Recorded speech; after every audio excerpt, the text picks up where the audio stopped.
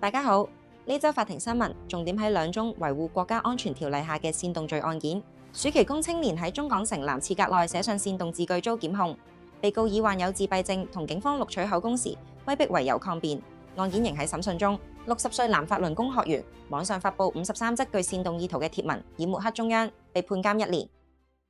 一名18歲青年涉舊年做暑期工時，3度喺尖沙咀中港城嘅南廁廁格寫上煽動字句，被控1項維護國家安全條例下嘅煽動罪及3項刑毀罪。指被告於2025年7月17日至2025年7月21日期間，喺尖沙咀中港城一個男廁牆上寫上引起別人憎恨或藐視中華人民共和國憲法嘅字句陳述。佢早前承認3項刑毀罪，但否認煽動罪。案件日前喺西九龍裁判法院開審。辯方指患有自閉症及解離症嘅被告接受警界錄影會面時曾遭威逼，質疑有關錄影會面嘅證據價值，但為被告警戒嘅警員則否認相關說法。案件仍喺審訊中。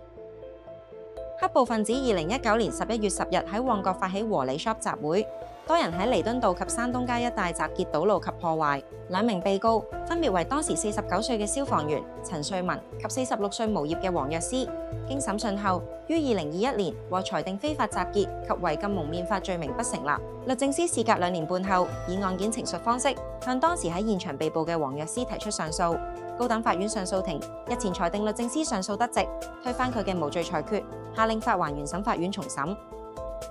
6旬退休嘅法輪功學員涉嫌2024至2025年間多次透過 Facebook 持續發布53則具有煽動意圖嘅貼文，被控1項維護國安條例下嘅明知而發布具煽動意圖嘅刊物罪。被告日前喺西九龍裁判法院認罪。總裁判官蘇惠德判刑時指出，被告自成為法輪功學員後，唔信中共活摘器官嘅傳聞，喺缺乏事實根據下，於網上散佈具煽動意圖嘅貼文，以抹黑中央。被告被捕後以言論自由作辯解，實則公然挑戰國家政權，故需判處監禁1年。